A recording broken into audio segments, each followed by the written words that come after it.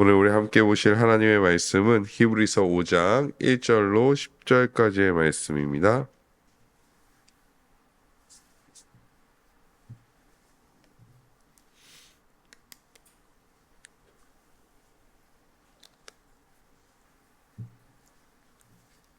우리 한 절씩 교독하도록 하겠습니다. 제가 먼저 1절 말씀 읽겠습니다.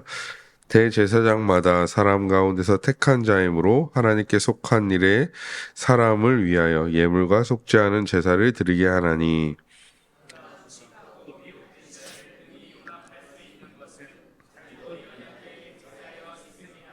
그러므로 백성을 위하여 속죄제를 드림과 같이 또한 자신을 위하여도 드리는 것이 마땅하니라.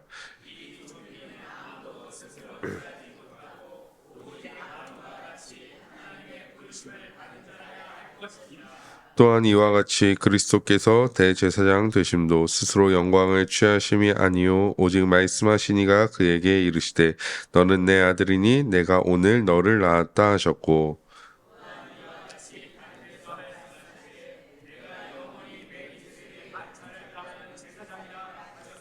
그는 육체에 계실 때에 자기를 죽음에서 능히 구원하실 이에게 심한 통곡과 눈물로 간구와 소원을 올렸고 그의 경건하심으로 말미암아 들으심을 얻었느니라.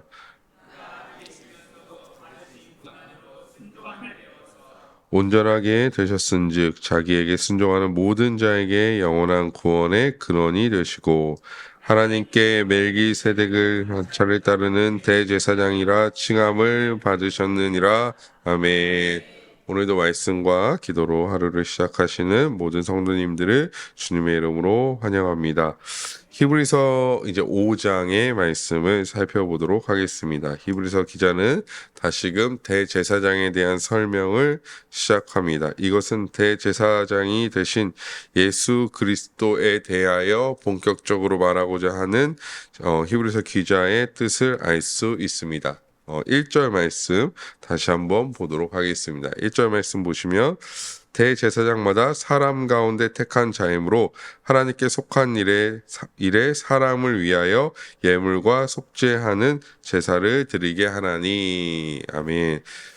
여기서 주목해 볼 내용은 저 빨간 글씨로 되어 있듯이 사람을 위하여, 즉 사람에 대한 언급을 집중적으로 하고 있다라는 것입니다. 사람 가운데 사람을 위하여라고 히브리서 기자가 이렇게 대제사장에 대하여 말하면서 사람을 언급하는 이유는 물론 구약의 대제사장이 사람이기도 하였지만 하나님의 공의의 관점에서 볼 때 사람의 죄를 대표해야 되는 사람은 사람이라는 것을 밝혀주고 있는 것이죠. 즉 사람이 죄를 졌는데 다른 어떤 대제사장을 세우는 것이 아니라 혹은 다른 어떤 존재로서의 역할을 감당하게 하는 것이 아니라 사람이 그 역할을 감당해야 함이 하나님의 공의에 합당하다라는 것을 보여주고 있습니다. 즉 사람 가운데 택하는 이유가 뒤에 나오는 빨간 글씨로 되어 있는 사람을 위하여 그 일을 행해야 하기 때문에 사람 가운데서 택한다라고 말씀하고 있는 것이죠. 즉 공의 가운데 합당함을 이루고자 하시는 하나님의 뜻이 대제사장을 사람 가운데서 세우는 것, 또 사람을 위하여 일하게 하는 것에 나타내져 있다라는 것입니다. 또한 다양한 제사법으로 죄를 속죄하는 예물을 드리며 그는 제사를 드렸습니다. 그럼 이런 대제사장이 하는 일들이 무엇일까요? 2절, 3절 말씀을 다시 한번 살펴보시면 그가 무식하고 미혹된 자를 능히 용납할 수 있는 것은 자기도 연약함에 있음이라. 그러므로 백성을 위하여 속죄제를 드림같이 또한 자신을 위하여도 드리는 것이 마땅하니라. 아멘. 여기 2절에 보시면 무식하고 미혹된 자를이라고 해석되어져 있는데요. 이것은 지식적으로 모자라거나 부족한 자를 무식하다라고 얘기하는 것이 아니라 죄에 빠져 있는 자들, 즉 하나님의 말씀을 알지만 율법을 알지만 죄에 빠져 있는 자들을 뜻하고 있는 것입니다. 그런데 그렇게 죄에 빠져 있는 자들을 용납할 수 있는 것은 빨간 글씨로 되어 있는 부분을 보면 자기도 연약함에 있기 때문이고, 3절에 빨간 글씨로 되어 있는 것도 자신을 위하여 드리는 것이 마땅하다라고 말씀하고 있습니다. 그래서 2절, 3절에서 공통적으로 보여지는 것은 무엇이냐? 즉, 이 본문에서 집중적으로 바라봐야 할 것은 대제사장은 백성을 위하여 존재하고 또한 그 백성과 자신을 동일시하고 있다라는 점을 우리가 살펴봐야 한다라는 것입니다. 물론 저 2절과 3절 본문을 세세하게 막 하나하나 살펴보는 것도 중요하지만 문맥상에서 살펴봤을 때 대제사장이 가장 크게 해야 될 일은 무엇이냐? 자신의 백성과 자신을 동일하게 여기는, 동일시 여기는 마음을 가져야 한다라는 것입니다. 물론 1절부터 4절까지는 인간 대제사장에 대한 기준을 제시해주고 있지만, 대제사장이라는 큰 틀에서 살펴보자면 대제사장은 그냥 어떤 역할을 감당하는 자가 아니라 그 역할을 감당하기 위하여 자신이 맡은 백성과 자신을 동일시해야 한다라는 것이죠. 그것이 아주 중요한 대제사장의 포인트였다라는 것입니다. 즉, 백성의 죄가 대제사장의 죄가 되는 것이고, 그것을 위하여 죄사함을 받아야 되는데, 또한 대제사장이 그것을 위하여 존재해야 한다라는 것을 보여주고 있는 것이죠. 즉, 자기 백성을 위하여 존재하고 자기 백성과 자신을 동일시함으로 자기 백성의 죄를 위하여 존재해야 하는 자가 바로 대제사장이라는 것을 말씀해 주고 있다라는 것입니다. 또한 4절에서는 아무나 대제사장이 될 수 없다라는 것을 밝혀주고 있습니다. 즉, 임의대로 사람 가운데 제사장을 세워서는 안 되고 아론과 같이 하나님의 부르심을 받은 자들만 대제사장으로서 가능하다라고 말씀하고 있는 것을 볼 수 있습니다. 열왕기상 12장 31절 말씀에 보면 그가 또 산당을 짓고 레위 자손 아닌 보통 백성으로 제사장을 삼고, 아멘. 이 말씀은 어디에 등장하냐면요. 남유다와 북이스라엘이 이제 분열한 후에 북이스라엘 사람들이 이제 계속해서 남유다의 제사를 드리러 이제 가니까 남유다 왕이었던 여로보암이 베델과 단에 금송아지를 세우죠. 그거 우리는 잘 알고 있는 사건이죠. 근데 금송아지를 세웠더니 누가 필요한 거죠? 제사장이 필요하잖아요. 근데 제사장이 필요한데 누구 세울까 하다가 레위 자손이 아닌 자로 그냥 제사장을 세우게 되는 사건을 열왕기상 12장 31절에서 나타내 주고 있습니다. 물론 그들의 시작이, 북이스라엘의 시작이 이 금송아지를 세우는 일로 시작되었다는 것도 문제이지만, 하나님의 율법을 어기고 하나님의 뜻을 어기고 하나님의 그 깊으신 뜻, 왜냐하면 대제사장, 우리가 뒤에도 살펴보겠지만 결국에 하나님의 뜻대로 하나님의 부르심대로 세워야 하는데, 그렇지 아니하고 자신들의 생각과 판단대로 레위 사람이 아닌 자손을 대제사장으로 세웠다라는 것이죠. 그래서 사실 북이스라엘이 아예 시작부터 잘못된 시작을 함으로 말미암아 북이스라엘은 우리가 알다시피 단 한순간도 하나님 앞에 온전히 선 적이 없이 그냥 아수르에 멸망하게 되는 것을 우리는 볼 수 있습니다.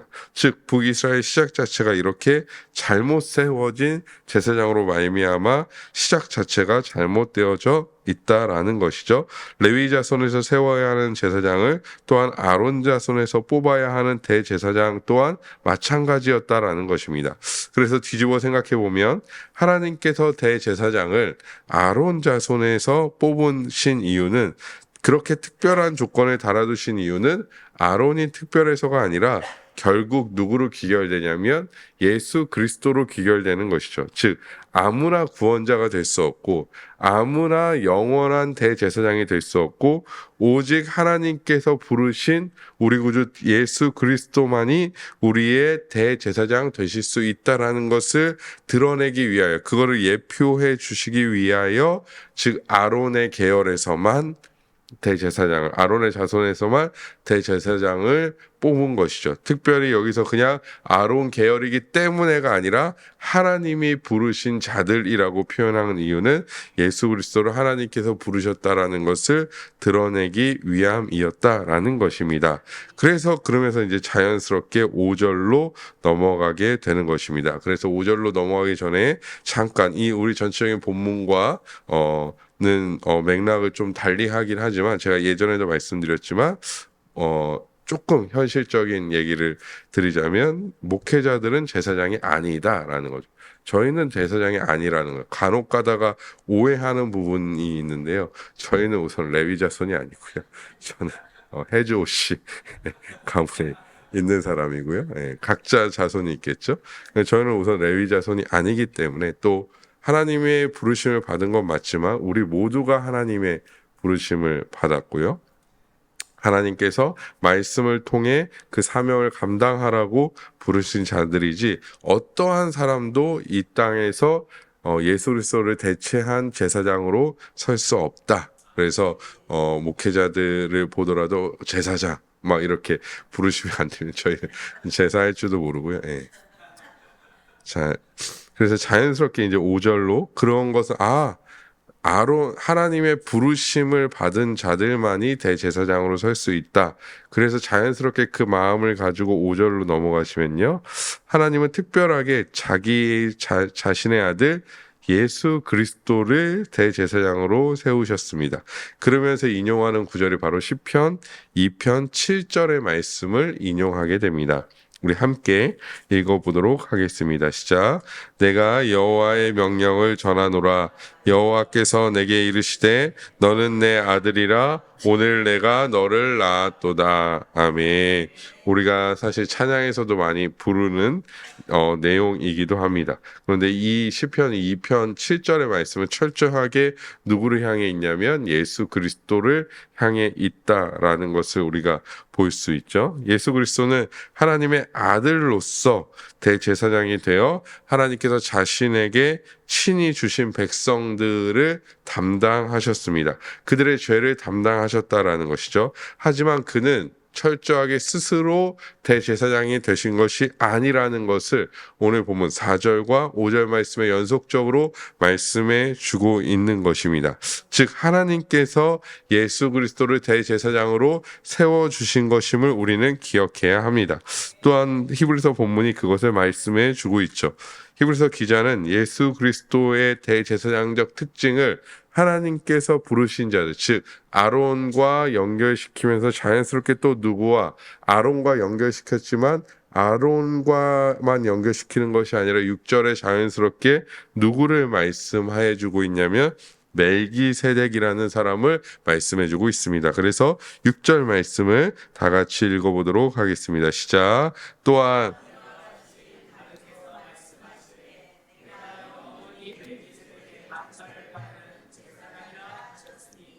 아멘. 멜기세덱이라는 사람에 대해서 조금 살펴볼 필요가 있는데요. 멜기세덱은 사실 막 성경의 주된 인물로 등장하진 않습니다. 창세기 14장에 이제 갑자기 짠 하고 등장하죠. 그는 살렘왕이라 하면서 짠 등장하고 왕이면서 하나님의 제사장이다라고 얘기합니다. 그리고 어떻게 되죠? 사라집니다.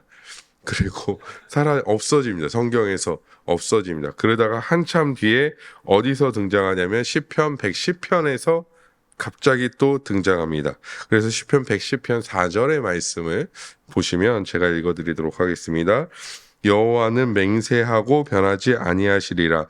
이르시기를 너는 멜기세덱의 서열을 따라 영원한 제사장이라 하셨도다. 아멘. 다윗이 갑자기 이 멜기세덱에 대한 말을 꺼내게 되는 것이죠. 그래서 사실 시편 110편은 예수 그리스도를 예표하고 있는 본문으로 구별하고 있습니다. 즉 다윗이 대제사장 대신 예수 그리스도를 예언하는 장으로서 판단되고 있다라는 것입니다. 그러면서 이제 멜기세덱을 언급하는 것이죠. 사실 멜기세덱은 성경에 이렇게 어떻게 보면 단 2번 정도밖에 등장하지 않기 때문에 우리에게도 또한 연구하는 이 구약을 연구하시는 분들에게도 매우 신비한 인물로 여겨지고 있습니다. 그렇다면 멜기세덱은 이 그리스도를 예표하기 위하여 하나님께서 세우신 매우 신비적 인물이라고 볼 수 있습니다. 물론 여기서 신비하다는 것은 무언가 멜기세덱 자체가 특별하다는 것이 아니라 그리스도를 예표하기 위하여 그렇게 성경에서 하나님께서 부르셨다라는 것이 이제 신비하다라는 것이죠. 그럼 멜기세덱의 특징은 무엇일까요? 창세기 14장 18절의 말씀을 보시면요. 그는 살렘 왕 멜기세덱이 떡과 포도주를 가지고 왔으니 그는 지극히 높으신 하나님의 제사장이었더라. 아멘. 그는 무엇입니까? 첫 번째로 왕이었습니다. 왕이었고 뒤에 보니까 하나님의 제사장이었더라라고 말씀하고 있는 것이죠. 즉 왕이면서 그가 제사장 되었다라는 것입니다. 성경에서 이런 역할을 감당하고 있는 사람은 오직 멜기세덱밖에 없다라는 것이죠. 그래서 멜기세덱을 따라간다는 것은 멜기세덱보다 예수 그리스도께서 멜기세덱의 반차를 따라간다라는 것은 멜기세덱보다 밑에 있다라는 의미가 아니라 그가 왕이며 제사장이었듯이 우리 구주 예수 그리스도, 우리의 대제사장 되신 예수 그리스도는 왕으로서 제사장으로서 또한 우리가 잘 알다시피 선지자로서 우리의 대제사장으로 서 계시다라는 것을 말씀해주고 있는 것이죠. 마치 멜기세덱이 그리하였던 것처럼 우리 구주 예수 그리스도도 그렇게 대제사장의 역할을 우리를 위하여 수행하고 계시다라고 우리는 알아야 한다라는 것입니다. 또한 7절, 8절은 위에서 우리가 아까 살펴본 2절, 3절과 대차구조, 즉 이 대차구조라고 볼 수 있습니다. 그래서 2절, 3절이 있고요. 4, 5, 6절이 있고 그 다음에 7절, 8절이 등장해서 2절, 3절과 7절, 8절이 이렇게 연결되어 있는 구조라고 보시면 될 것 같습니다. 우리는 위에서 제가 2절, 3절을 말씀드리면서 이 2절, 3절의 내용은 대제사장이 어떤 역할을 해야 되냐, 자신과 백성을 동일시하는 역할을 한다라고 말씀드렸습니다. 그와 같이 예수 그리스도께서는 육체에 계실 때 육체에 계실 때 자기를 죽음에서 능히 구원하실 이에게 심한 통곡과 눈물로 간구와 소원을 올려드렸다라고 기록하고 있죠. 그는 우리와 동일한 인간의 연약한 모습으로 이 땅 가운데 오셨습니다. 그리고 심한 통곡과 눈물로 마치 우리와 같이 또한 우리의 죄를 위하여 우리와 자신을 동일시함으로 말미암아 심한 통곡과 눈물로 간구와 소원을 하나님께 올려드리셨다라는 것입니다. 그래서 2절 3절에 대제사장이 자기와 자기 백성을 동일시하듯이, 여기서 중요한 것은 동일시하게 여긴다는 것이죠. 우리의 대제사장 되신 예수 그리스도는 자신의 백성, 하나님께서 자신에게 주신 자신의 백성, 즉 우리와 자신을 동일시하심으로 하나님께 심한 통곡과 눈물로 간구와 소원을 올리셨다라는 것입니다. 그래서 이 본문만 읽는다면 우리가 이 7절 말씀만 읽는다면 우리는 겟세마네에서 기도하셨던 예수 그리스도를 떠올릴 수 있게 됩니다. 사실 무엇이든 중요한 것은 그가 동일하게 우리와 같이 우리의 죄를 위하여 하나님을 의지하셨다라는 것이죠. 즉 우리의 연약함을 동정하시는 예수 그리스도를 나타내 보여주고 있다라는 것입니다. 그리고 말씀해 보니까 그의 경건하심으로 말미암아 들으심을 얻었다라고 말씀하고 있습니다. 사실 경건이라는 단어가 우리에게는 굉장히 익숙하죠. 경건해야 한다. 경건한 모습으로 나아가야 한다. 하지만 사실 신구약을 통틀어서 경건이라는 단어 자체로는 굉장히 적게 등장하는 단어입니다. 사실 거의 등장하지 않는다라고 봐도 무방한 단어죠. 즉, 이 신구약에서 경건이라는 단어, 아마 히브리서에만, 이 신약에서는 히브리서에만 2번 등장하는 걸로 알고 있는데요. 그래서 원어적으로 좀 살펴보면 이 경건은 경외와 굉장히 가깝습니다. 하나님을 두려워하는 경외와 이 경건이라는 단어는 매우 가까운 것으로 보여집니다.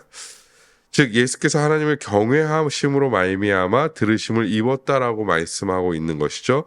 여기서 들으심을 입었다라는 표현은 응답받았다라는 표현으로 우리가 이해될 수 있고, 맥락적으로 이 말씀의 맥락적으로는 부활을 말씀하고 있습니다. 왜냐하면 예수 그리스도는 우리의 영원한 대제사장이심을 5절과 6절에 말씀하셨고, 또한 겟세마네 기도와 십자가의 외침에 대하여 그 이제 어떤 우리가 알고 있듯이 예수 그리스도의 그런 겟세마네 기도, 그 이후의 십자가 사건, 그 이후의 부활의 이 맥락에서 우리가 살펴볼 때는 응답하심을 받았다, 들으심을 입었다라는 것은 결국엔 부활로 귀결된다라고 볼 수 있습니다. 그 부활하시사 지금도 우리 가운데 대제사장으로 계신 것이죠. 만약에 예수 그리스도의 부활이 없었다면, 그가 부활하시지 않았다면 지금 우리의 대제사장으로 계실 수가 없는 것이죠. 하지만 들으심으로 말미암아, 응답하심으로 말미암아 그는 부활하셨고 지금도 우리의 대제사장으로 계실 수 있다라는 것입니다. 그래서 계속해서 5장 8절의 말씀을 보시면, 그가 아들이시면서도 받으신 고난으로 또한 순종함을 배웠다라고 말씀하고 있는 것을 볼 수 있습니다. 사실 배운다라는 표현을 알지 못하기 때문에 배우는 것이죠. 우리의 입장에서는 이제 제가 오늘 학교를 가서 또 이제 배우게 되는데요. 배우면 모르는 거나 제가 부족하기 때문에 배우는 것이죠. 그런 맥락에서 5장 8절을 좀 살펴보면, 마치 예수 그리스도께서 부족하시기 때문에 고난 가운데 순종에 대해서 부족하시기 때문에 배운 것으로 생각되어질 수 있습니다. 하지만 우리가 잘 알다시피 하나님이신 예수 그리스도는 그러실 수 없는 분이시죠. 하나님이시기 때문에 부족함이 있으시거나 잘 알지 못하는 것이 있으실 수 없다라는 것입니다. 그래서 이 본문을 어떻게 우리가 받아들여야 하냐면, 부족해서 배우신다는 말이 아니라 그가 고난 가운데 하나님께 순종하셨고 하나님의 뜻 앞에 인간으로서 자신의 생각을 내려놓으셨다라는 것입니다. 우리가 잘 알다시피 그는 나의 뜻대로 마시고 아버지의 뜻대로 하시기를 원하셨습니다. 그 말씀과 오늘 말씀을 대조해서 생각해 보시면 좋습니다. 즉, 인간으로서 십자가에서 말할 수 없는 고통을 당해야 하지만 그가 어떻게 했다는 것입니까? 나의 뜻이 아닌 아버지의 뜻대로 하나님께서 이루어 주시기를 원하셨다라는 것이죠. 그래서 그가 고난으로 하나님께 순종하셨다라는 것입니다. 그리고 그 순종의 결과는 고스란히 누구에게 전해집니까? 바로 우리에게, 하나님의 택한 백성들에게 전해진다라는 것입니다. 그 말씀을 히브리서 5장 9절에서 해주고 있습니다. 우리 5장 9절의 말씀을 다 같이 한 목소리로 읽어보도록 하겠습니다. 시작. 온전하게 되셨은즉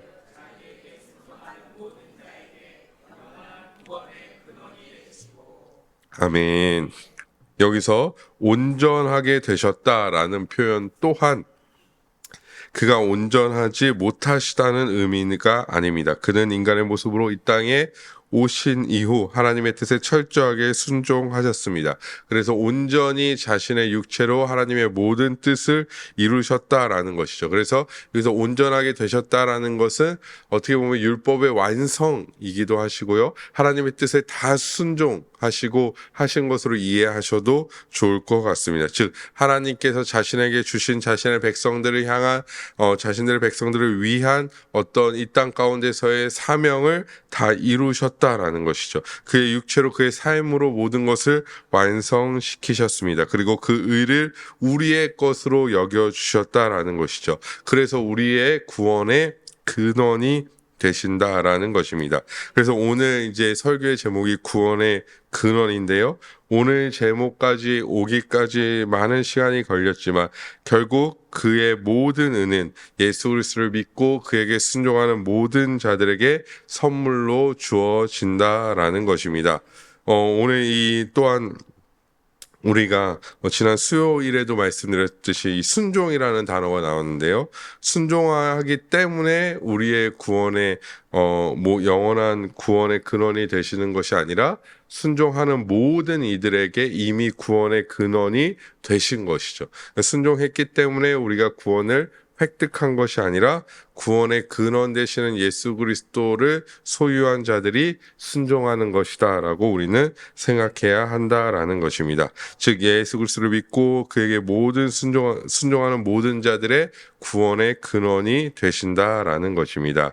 사실 오늘은 본문을 쭉 설명드렸지만 그가 대제사장 되시고 또한 하나님께 순종하신 모든 것은 결국에는 우리를 위함이라는 것입니다. 우리가 스스로 이 모든 것을 취하려 했다면 불가능했을 것입니다. 우리가 이 모든 것을 이루려 했다면 불가능했을 거라는 것이죠. 온 인류가 힘을 다 합쳐도 아마 그가 예수 그리스도께서 행하신 모든 일을 온전히 모든 인류가 힘을 합쳐도 이루지 못했을 것입니다. 하지만 예수 그리스도는 그의 삶을 통하여 그의 육체로 이 모든 것을 이루셨고 그가 우리의 대제사장 되시어 구원의 근원 되시어 그의 모든 것을 우리의 것으로 여겨 주셨다라는 것입니다.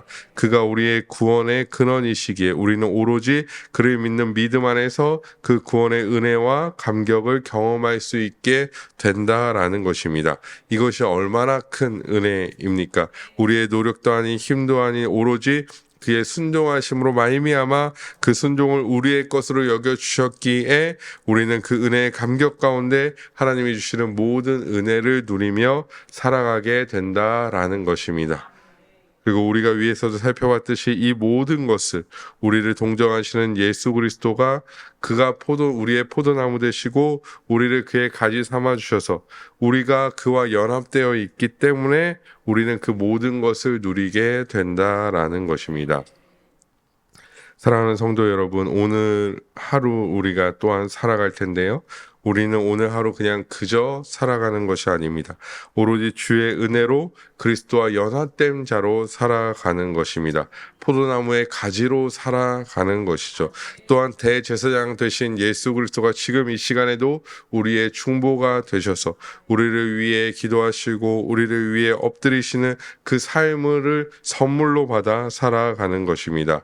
그래서 우리의 모든 삶은 예수 그리스도와 동행하는 삶임을 믿습니다. 그런 동행하는 삶임을 우리의 입술로 고백합니다. 그래서 우리는 우리의 존재를 온전히 깨달아야 한다라는 것이죠. 그냥 하루 잘 살아가 보자 아니면 조금 더 믿지 않는 사람들보다는 조금 더 정직하게 물론 그렇게 살아야겠죠. 믿지 않는 자들보다는 조금 더 정직하게 그냥 온전히 살아야겠다라는 어떠한 의무감의 삶이 아니라 내가 그리스도와 연합되어 있기 때문에 나의 대제사장이 예수 그리스도이시기 때문에 그에 합당한 삶을 기쁨으로 살아가는 자들이 우리가 되어져야 한다라는 것이죠. 그것이 우리의 존재를 온전히 깨닫는 삶의 모습이요 그리스도인이 견지해야 할 올바른 믿음의 자세라는 것입니다. 또한 우리가 그런 존재임을 깨닫고 살아갈 때 우리의 삶은 물론 지치고 힘들고 어려운 일들이 오늘 있을 수 있겠지만 우리의 삶은 그 어떠한 삶보다도 행복한 삶이 될 것이고 기쁨의 삶이 될 것이고 소망할 수 있는 삶이 될 줄 믿습니다. 아무쪼록 우리 사랑하는 모든 성도님들이 오늘 하루 살아가실 때 우리의 대제사장 되시며 우리의 모든 것을 동정하시며 또한 그가 누리신 모든 것을 우리에게 선물로 주신 예수 그리스도 안에서 기쁨의 삶, 행복한 삶을 살아가시는 우리 모든 아델포이 교회 성도님들 되시기를 주님의 이름으로 간절히 소망합니다.